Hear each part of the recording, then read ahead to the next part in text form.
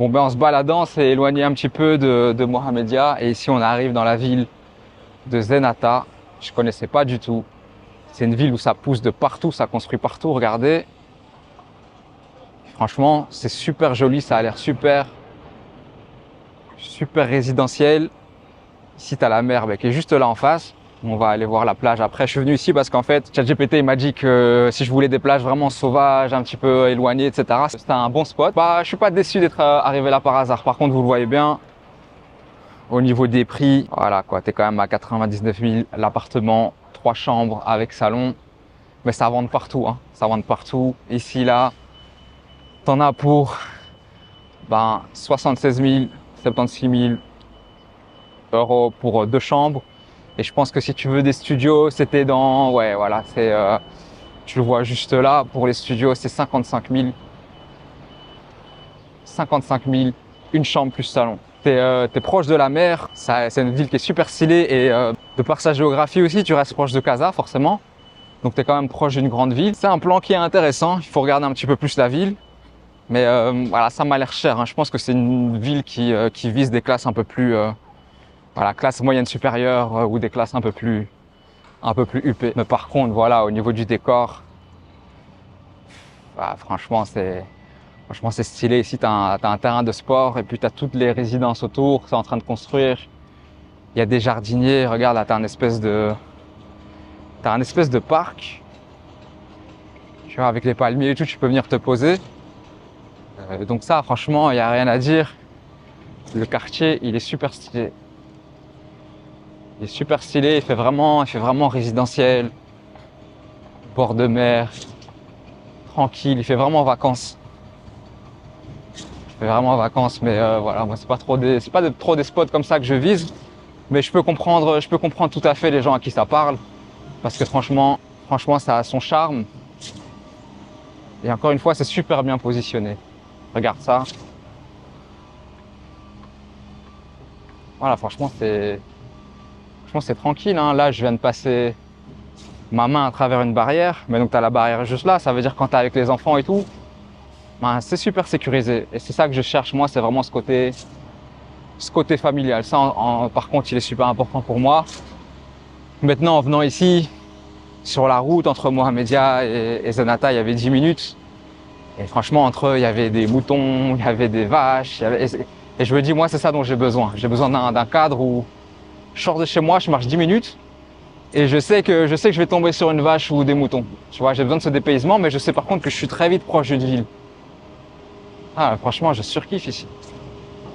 Regarde là-bas, plus loin, il y a un parc pour les enfants où ils peuvent jouer. Et c'est super vert, encore une fois, tu as la mer juste en face. Alors moi, je suis pas... c'est pas super important pour moi, la plage et la mer. Mais il faut quand même reconnaître que au niveau cadre de vie, c'est un gros plus. Ils sont carrément partis sur un mobilier design, comme vous pouvez le voir. Petit mobilier instagrammable. Et voilà. Et ça, tu vois, ça c'est familial, ça on kiffe. Regarde ça.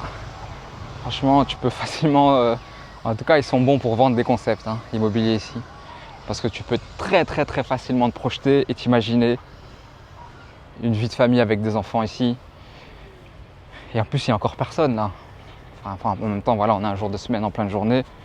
Les gens, ils taffent aussi, mais enfin, tu vois, il y a personne. Donc tu peux vraiment venir ici, tranquille, profiter avec ton enfant. Non, franchement, c'est génial. Là, on est à l'intérieur du parc que je vous ai montré tout à l'heure à travers la grille. Ah, c'est franchement relaxant. Ça veut dire en gros tous les jours si tu es d'ici, ben, tu peux venir. Ah, franchement, c'est super stylé, mais comme je l'ai dit, les prix suivent avec. C'est pas du tout ce que nous on vise pour le moment. Mais comme je dis encore une fois, c'est une des raisons pour laquelle nous, Marrakech, on était conscient qu'il y a des endroits comme ça. Et je vois pas... pour moi, regarde comme c'est immense le parc. T'as la mer juste en face, etc. Pour moi, c'est pas du tout comparable. T'es proche de Casa pour ceux qui sont pas forcément dans l'entrepreneuriat, qui disent moi je vais plutôt prendre un taf. Mais il y a du taf à Casa. Il y a du taf pour toi à Casa qui va être pas mal payé. Et tu peux vivre ici et t'es pas très loin. Surtout si tu as du télétravail, au final, tu dois aller combien de fois sur place?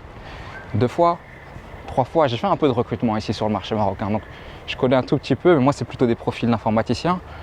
Donc franchement, j'avais des profils, ils étaient à 14 000 dirhams, d'autres à 18 000 dirhams, d'autres à 23 000 dirhams. Et je te dis, c'était pas des exceptions, il y avait énormément de profils.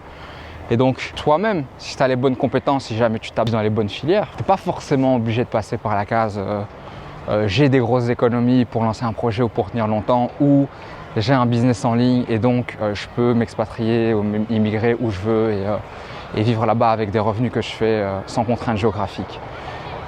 Moi, c'est ce qui me correspond le mieux et c'est ce qui me plaît. Et voilà, franchement, peu importe qui en a les moyens, je le recommande de le faire. Mais c'est pas du tout obligatoire. Il ne faudrait pas que ce soit un frein.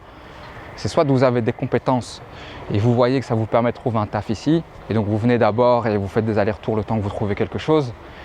Soit vous n'avez pas forcément de compétences, et là il faut simplement regarder ce qui est demandé, et vous faites des recherches et vous contactez des gens, et vous vous formez avant et vous essayez de gagner de l'expérience. Après vous venez travailler ici. Il ne faut pas oublier que même si vous n'avez pas forcément de compétences spécifiques à ce stade, vous avez des compétences sans le savoir.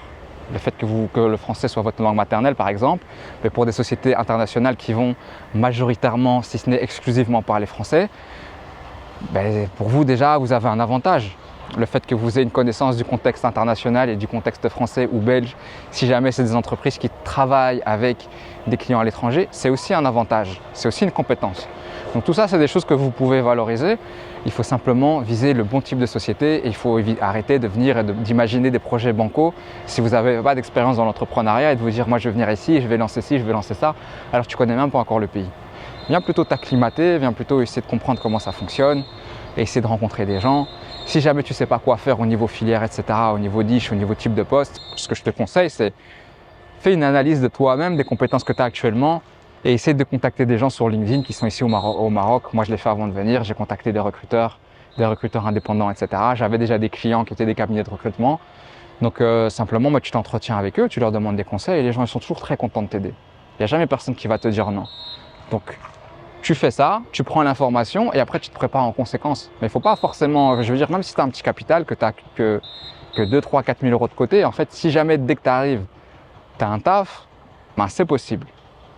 C'est possible et c'est ça pour beaucoup, je pense que vous devez viser parce que de ce que je vois dans les commentaires, il y a beaucoup de gens, ils ne savent pas comment s'y prendre et ils parlent beaucoup de l'aspect financier et ils disent ouais mais nous on ne sait pas trop, enfin voilà, il faut vraiment bien se préparer niveau financièrement, etc. C'est compliqué. Si tu attends d'avoir 20-30 000 euros pour venir, ouais, dépendant de ta situation, ça peut prendre longtemps et ça peut devenir un rêve inaccessible. Ce qu'il faudrait plutôt faire, c'est que parallèlement à faire des économies, parce que ça c'est indispensable, à un moment donné, si tu n'apprends pas à vivre avec des dépenses qui sont en dessous de tes revenus, et donc que tu n'apprends pas à économiser et à développer des économies, tu vas venir ici, de toute façon tu vas te casser la gueule. Donc il faut que tu développes cette compétence, ça aussi c'est une compétence. Tu le vois bien, ici je fais extrêmement attention dans tout ce qu'on dépense. Pourquoi ? Parce qu'on vient d'arriver tout simplement, il ne faut pas croire que je suis une pince, il ne faut pas croire que c'est tout le temps comme ça. Mais là ici tu es dans une période de transition, tu fais attention au moindre centime. J'ai bien dit le moindre centime, tu fais attention. Le temps que tu t'adaptes. Et après tu vas trouver tes marques. Et après, tu vas comprendre un petit peu ce qui est possible pour toi. Et quand tu commenceras à faire des revenus sur place, ou en tout cas des revenus en étant ici, que ce soit avec un job sur place, ou que ce soit avec un business ici ou un business en ligne, là, tu pourras commencer à augmenter ton niveau de vie et à dépenser. Mais même si tu as des économies, tu ne vas pas aller taper dans tes économies constamment. Ça va simplement augmenter ton stress.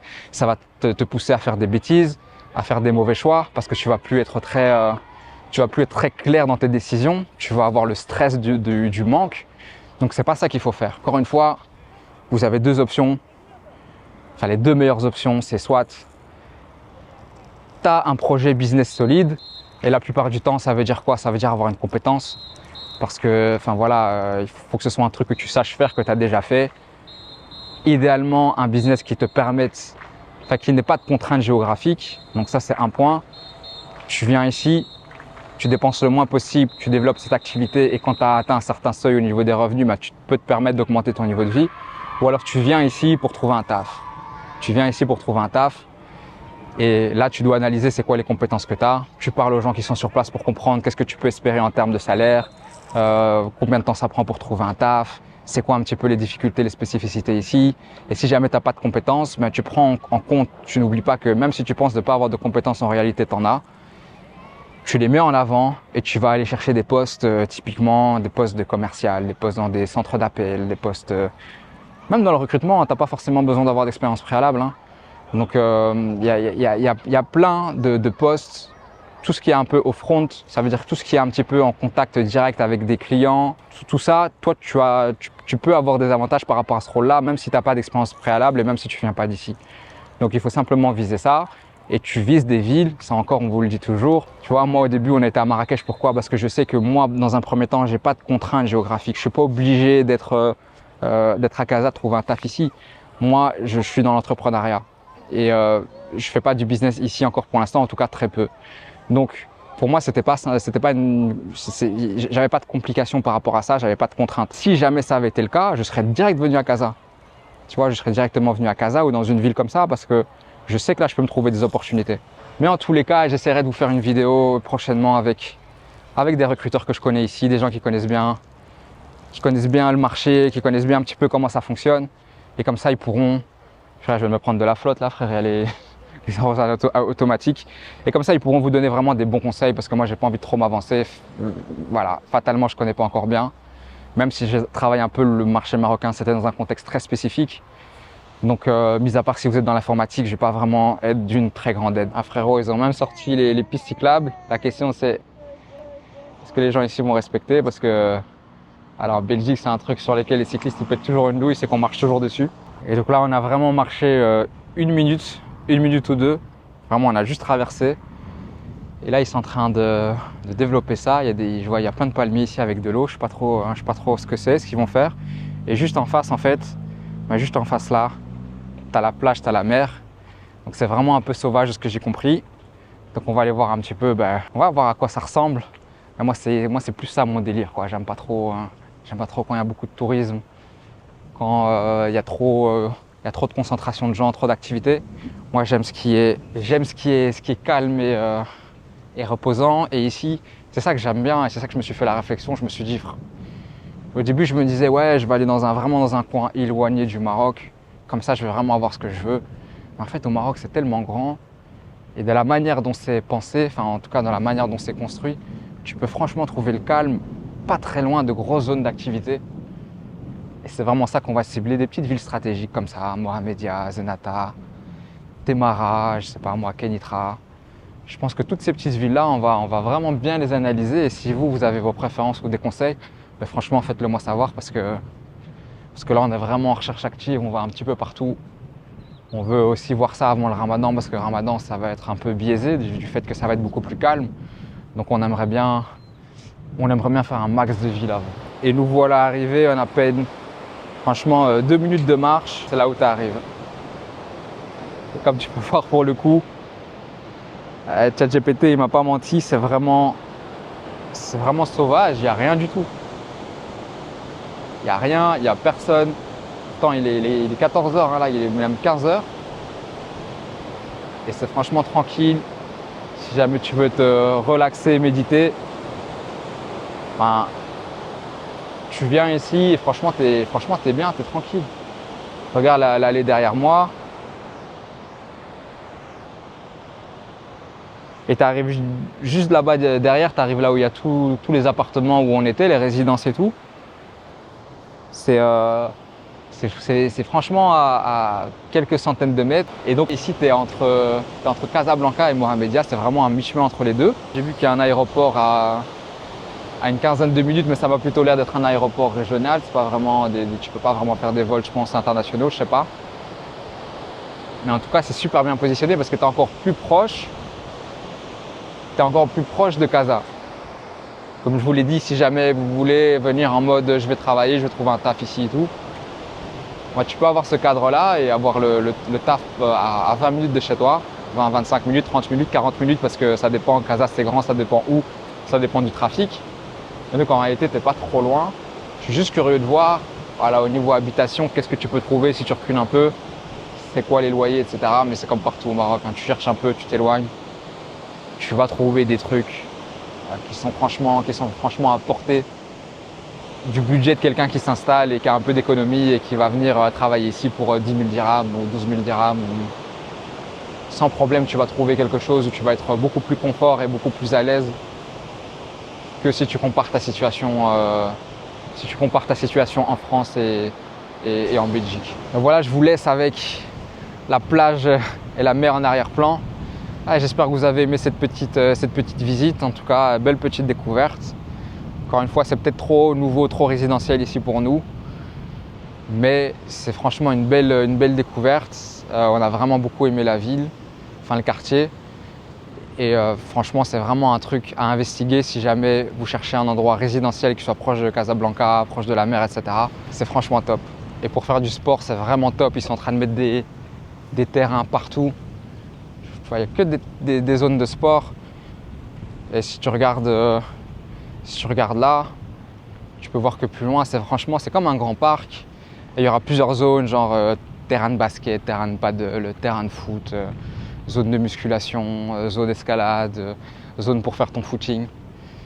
Donc c'est vraiment le bien-être est central. En tout cas, si ça t'a plu, like la vidéo comme d'habitude, abonne-toi. Ça motive vraiment de voir à quel point la chaîne grandit de jour en jour. Et donc je vais continuer à vous faire un max de contenu et essayer de vous montrer le Maroc avec nos yeux, avec notre perception, celle d'une famille qui vient de s'installer ici et qui veut simplement une vie simple, calme, pas démesurée, une vie raisonnée et qui veut pouvoir délocaliser ses activités ici et vivre librement et simplement.